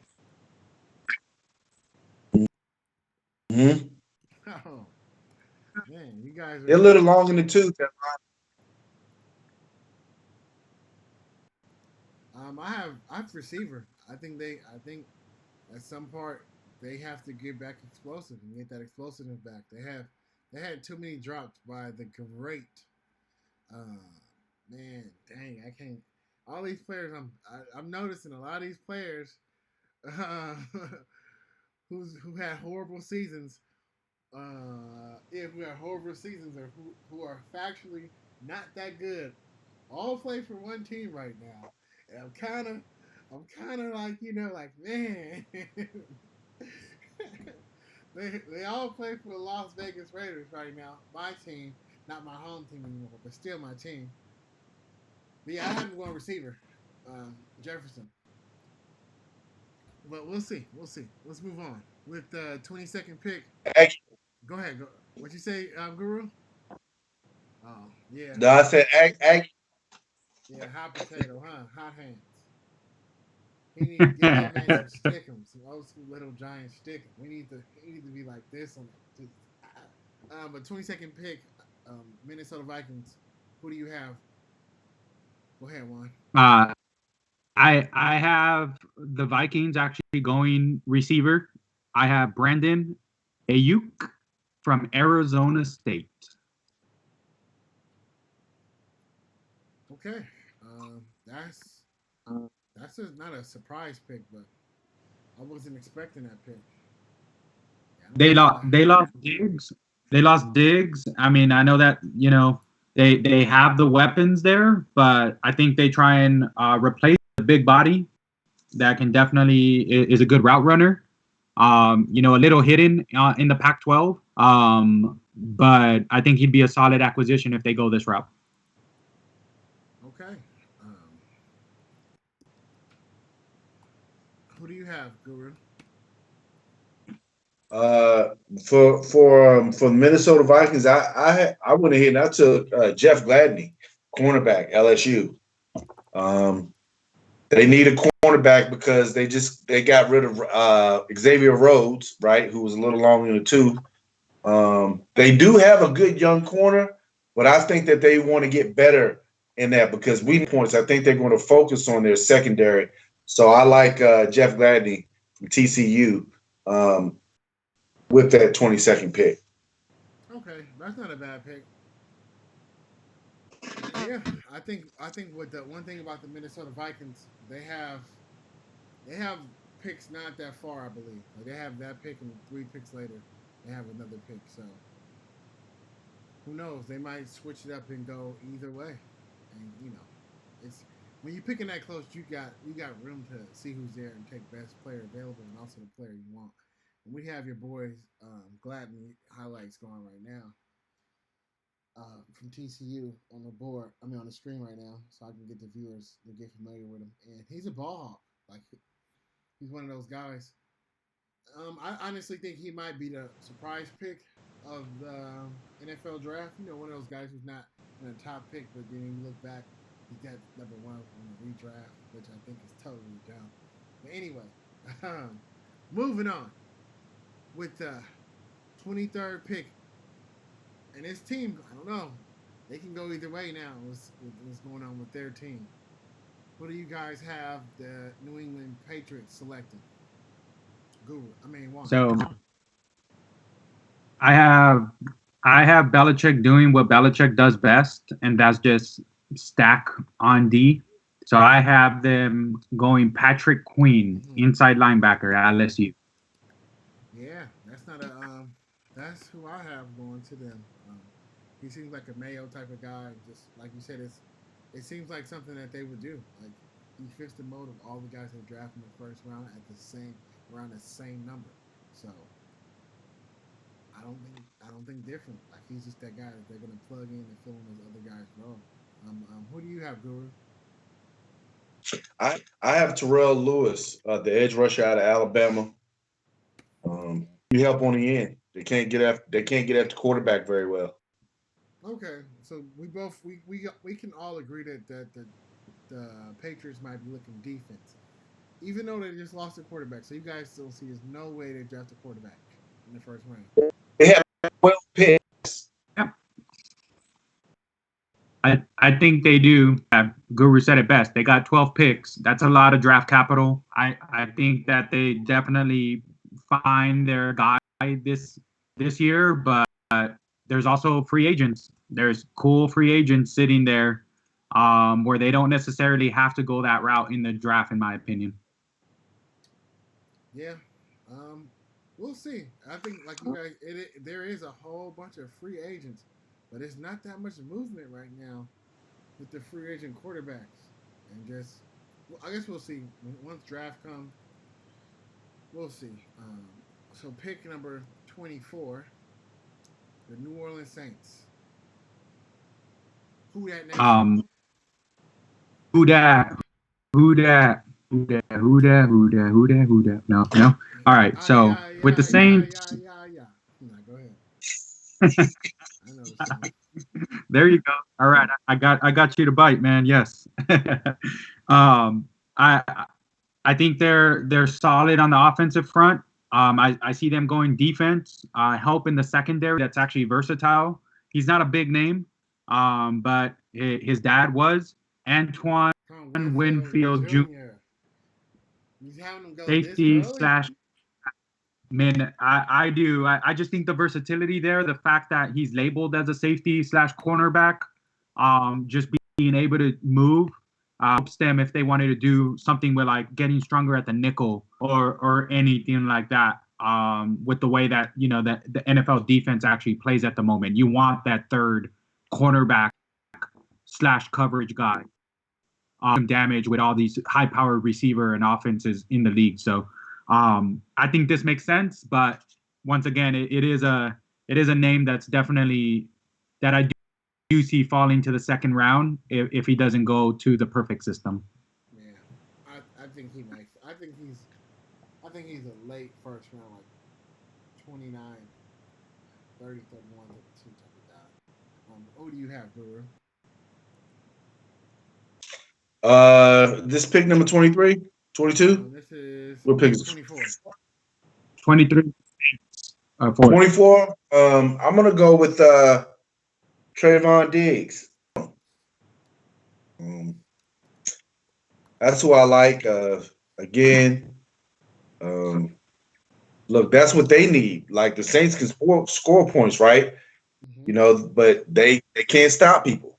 They can stop them up front, but that secondary, you can get by them. So I like that pick. Trayvon Diggs, Alabama, tough competition. That's who I would like for that pick. Yeah, some people say the Saints can't stop the refs. That's where they lost the stamp from referees. And let's move on to the next pick, which is the 25th pick. I think this is another Minnesota Vikings pick. Who do you got them picking for 25, Juan? So here I see them going defensive route and going Zach Bond, outside linebacker from Wisconsin. Very versatile and can definitely sit well behind some of the them edge rushers.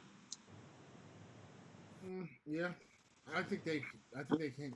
Who did you have going for them at first? Wide receiver? I did, yeah. I had going AU receiver, so I see them addressing defense if they go offense on the first one. Okay. Yeah, so that's not too far fetched. Guru, what do you have? I'm going to go ahead and take Denzel Mims, wide receiver. Look, he's a good wide receiver, and I think he's going to, out of Baylor, big body. They just traded. Minnesota traded one of their top targets, right? So you got to plug someone in that has that young speed that can get off the line, big body. Denzel Mims fit that description for me. Okay. So let's go with the next pick. Let me fix your camera right here. 5 second one. So with the 26, I believe. Yeah, the Miami Dolphins. Yep. What do you have going for the Miami Dolphins? Yeah, the Dolphins here. I have them the way my big boards fill them going cornerback from Utah, Jalen Johnson. Just trying to pick best available. Okay. 1 second. So I like that's the third pick, right? It is, yeah. Okay, go for it, Guru. My internet had messed up for a second. Winfield. For the same thing, I just like the fact that that hybrid type position he can play, and a lot of offenses run that offensive spread. You need someone who can play that nickel if they need to come up out and play that nickel and move back to safety if he has to. I think he's versatile. Plus his pedigree, his father. He knows the NFL game. Shouldn't take him long to pick up on defenses. He has someone who can work with him who knows how that game goes. Okay. Yeah, the Dolphins, they have 3 picks.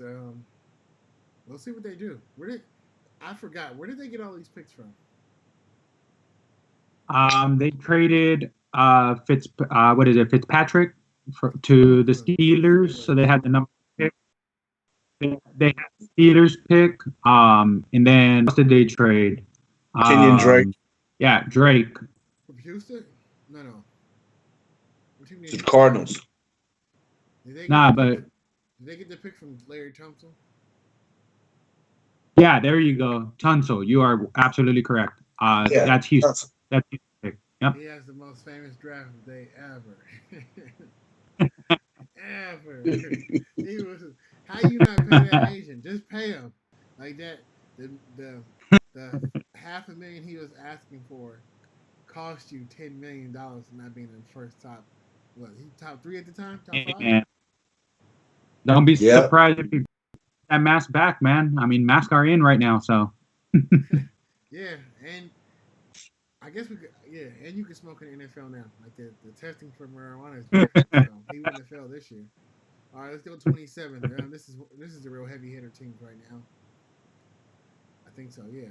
Yeah. These are all the heavy hitters. One of them is debatable to me. Yeah. The Seattle Seahawks. This is where it gets interesting, right? This is where it gets interesting. You know, this is where we start throwing out names where people are going to be like, who? You know, it's the last half of the first round. I think there's definitely going to be a lot of movement. You know, you might see some trades here and there. Some, you know, however the chips kind of. But I see the Seahawks. You know, Shadavian is still unsigned.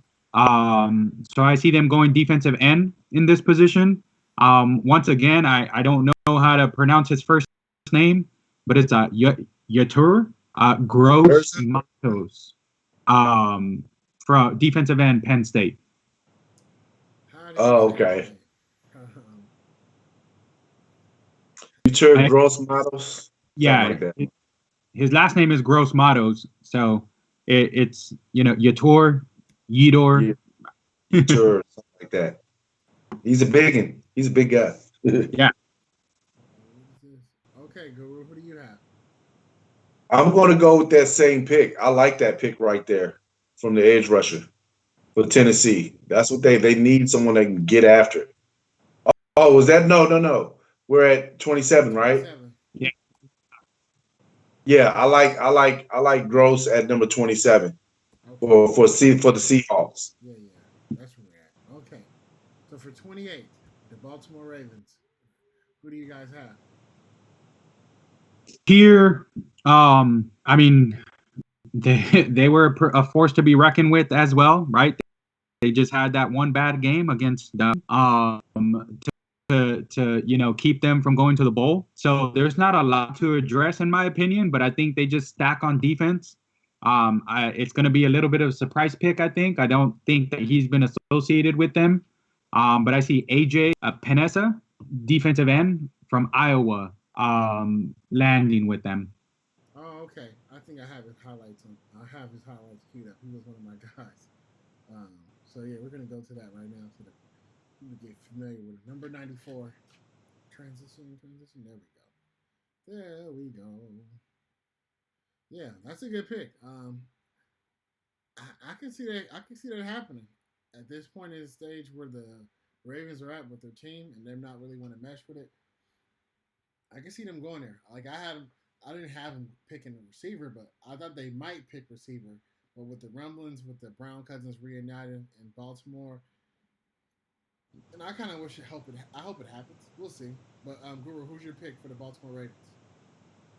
I'd like the offensive tackle, Isaiah Will. I mean, no, excuse me. No. I like Cesar Ruiz.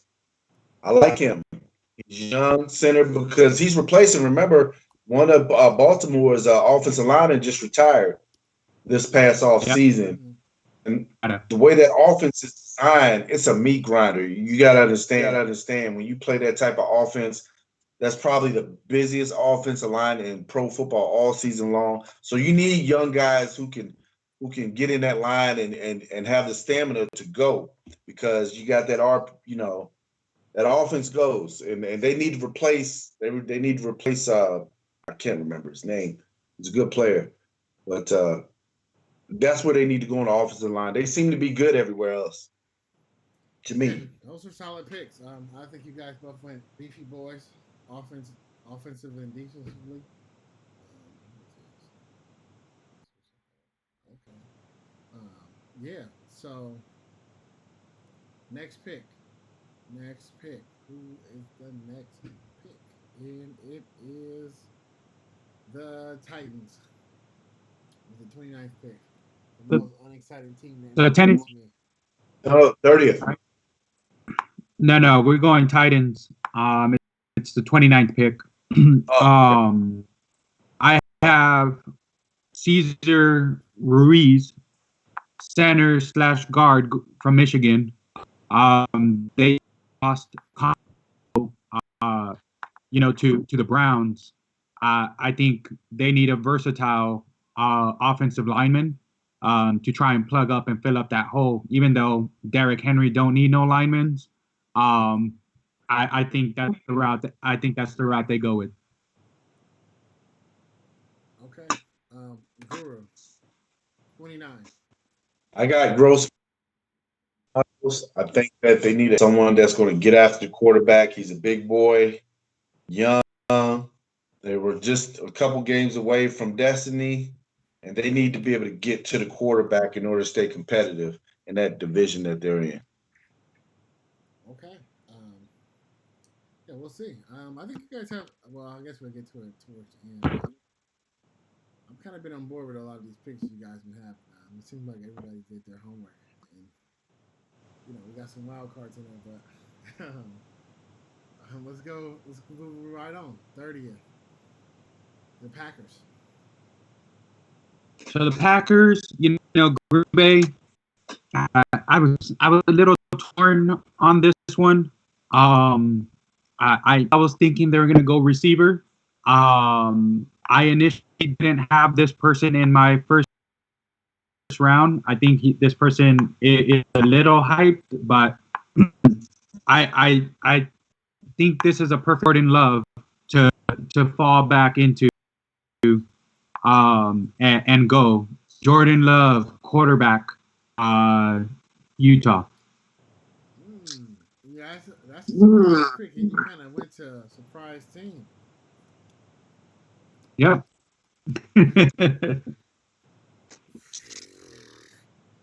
So I don't know. So you think they're gonna already usher Aaron Rodgers out the back door like that? You start thinking about it. I know Rodgers is still good. I know what you think about Rodgers, but I'm a fan. I'm definitely a fan. But I think he would understand the situation of Matthew Stafford and bringing in a quarterback in that situation.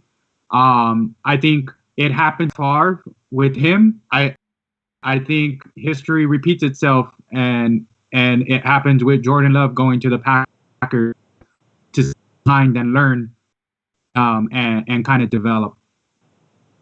Yeah, I don't know. I don't think how toxic Aaron Rodgers is as a person and how he treats his coaches and his staff for them to draft a quarterback. I don't think that'd be smart for the team. They were just they were one game away, basically. Like, I know they got blown out by the Niners, but they were right there on the first year of Matt LaFleur. So I don't know. I think you want to put pieces. Well, see. Go ahead. Yeah. Well, say LaFleur. I mean, they say the reason that they thrive together is that the relationship was actually strong. So I know that Rodgers and McCarthy definitely didn't see eye to eye at the end of that tenure. But the reason that Packers were doing what they said was because that they've had. So I know that Rodgers is vocal and obviously he's dominant. I mean, I think he's actually older than LaFleur. So there could be there, Oh yeah, but he's not drafting a quarterback. I'm sorry, Juan. I have to disagree because I don't. Well, Guru, let's get to your 30th pick before I dig more into that one. Go ahead, Guru. Oh, the 30th pick for me is AJ Terrell. I got him going cornerback.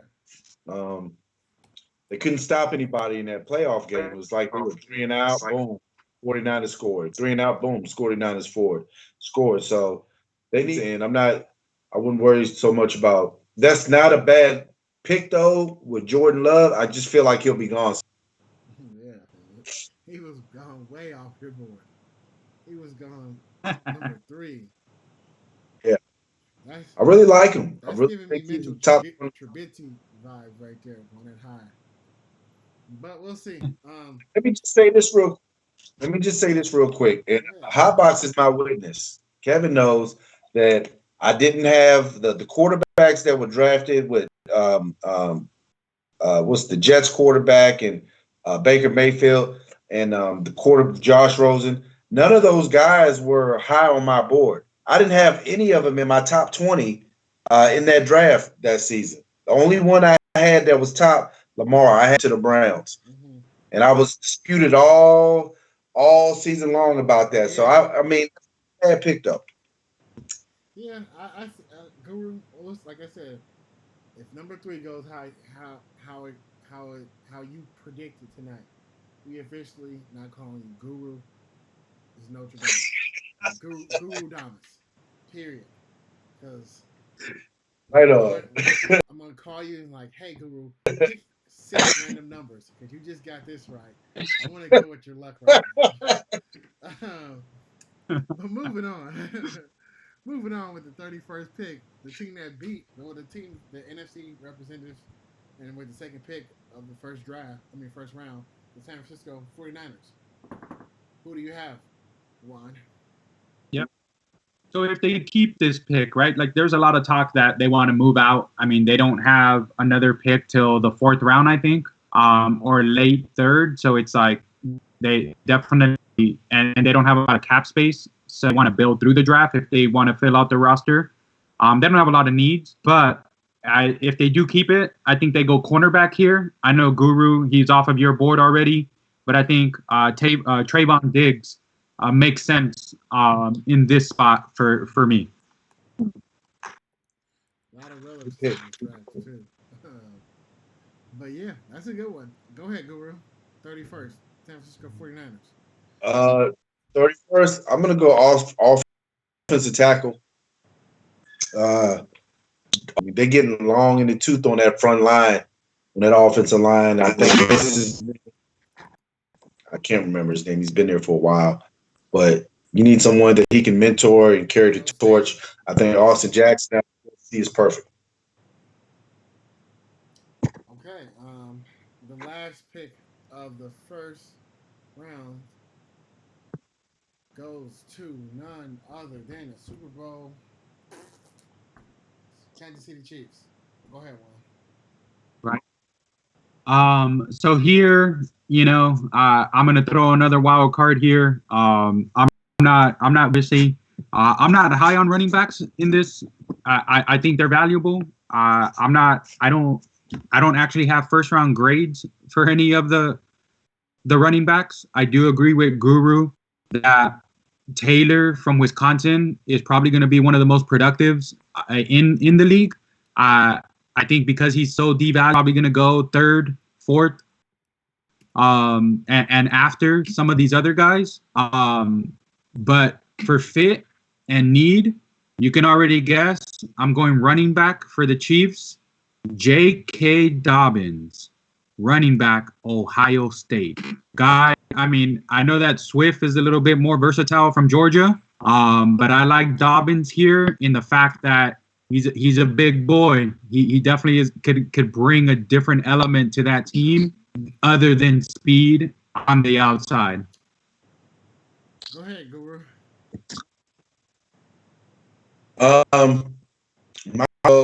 My pick is going to go. I'm going to go with that pick. I'm going to go defense.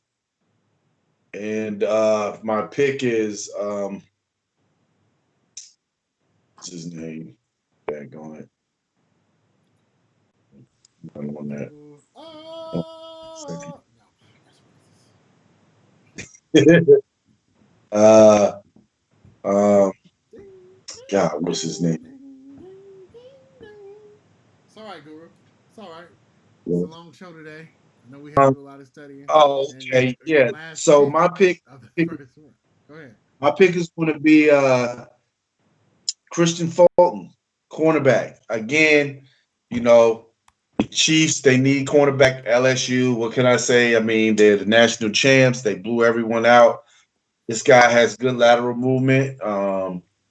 He's played against the top receivers in the league, Judy and all those guys in the playoff championship. So I'm gonna say Christian Fulton. I mean, they're good on offense. So that's where I go.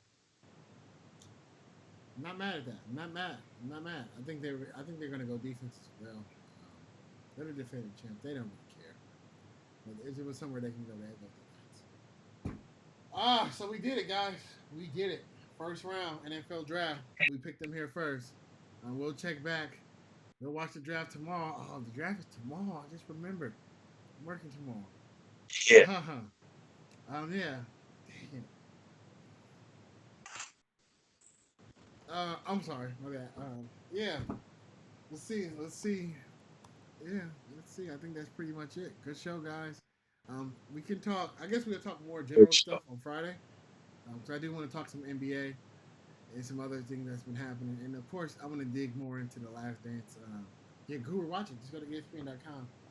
It's coming. It's coming on again tomorrow. So just record it in the DVR. And you take time to watch it because it was a good watch. Some good things. I think some things that we already knew about some of the players. But anyway, NFL draft. I'm just interested to see what it's going to be like. It's all virtual tomorrow. I wonder if I'm thinking it's going to be a hack out there because there's some guy. It's a lot of people out there want to take that challenge. I think, and I think somebody might succeed. And I'm just I hope nobody get like mispicked and things get awry. But we'll see. I'm thinking that they're gonna pick early and they're gonna just show us late. There's no way they're gonna have a lifetime draft when it's like remote, and you can't trust that. Yep. That's definitely a Yeah. good. That's definitely a good take. What you have of it possibly being recorded. I mean, or at least delayed, tape delayed. Yeah. I think there's a risk at that though with so many.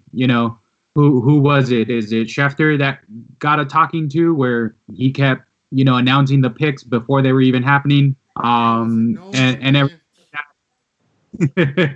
So that's definitely one of those where I'm sure the NFL is going to try and be as tight-lipped as possible. So it'd be an interesting take to see them do.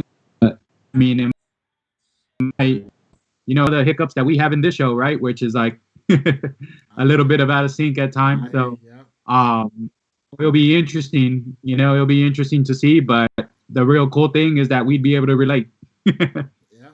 Yep. All right, Guru. Any last words? I think we did a great job, man. I can't wait till tomorrow and then Friday and see how we did. Yeah, I'm interested, man. I mean, I'm Great waiting job. too, man. Yeah, I'm interested to see these picks. I can't wait till all the Corona stuff is over so we can get in the studio, get some real cameras, get some real setups. Because this is great. Right Like on. you said, this remote stuff is great, but to really be in person, we can, we're all big guys. Like I know you two haven't like met in real life, but Guru was a big guy, Juan's a big guy, I'm a big guy, and we have real emotions. So, I'm looking forward to hopefully in June, man, June, July, if all this pass over, we can figure out something that's really, that can help all the people. So, anyway, till next time. Great. I see you guys. Thanks again. Love talking to y'all. Love y'all being on. I think we're gonna go Facebook Live another time next week. Test it out on there as well. Let's test all platforms out. See which one is the best. And yeah, thanks. Talk to you guys. All right, brother. All right. Thanks for sticking with us. I know we had a long show. We probably lost most of our viewers, but that's okay, man. You can watch it on the replay. I know a lot of people watch the replay. And just thank you for sticking with us. we're trying to do our part of staying in and just bring some entertainment, no matter what it is. I know our Friday shows are our hot topic show because we don't talk about sports as much, and we get into other topics and have guests. But just thanks for watching, man. I really appreciate it. Really appreciate the likes, and I really appreciate the opinions and suggestions on how to make the show better. What we should do to add it. It's really wanted. Like I don't not shy away from opinions. Like the reason why I'm wearing this jacket because somebody suggested I wear it, or the reason why I straighten up a little bit because my mother suggested I look presentable. So, always looking to improve, but always thankful that you guys are here. Everybody stay safe, be blessed, hug your loved ones, all that good stuff. See you Friday, and I hope you can be here. And I'm out. Peace.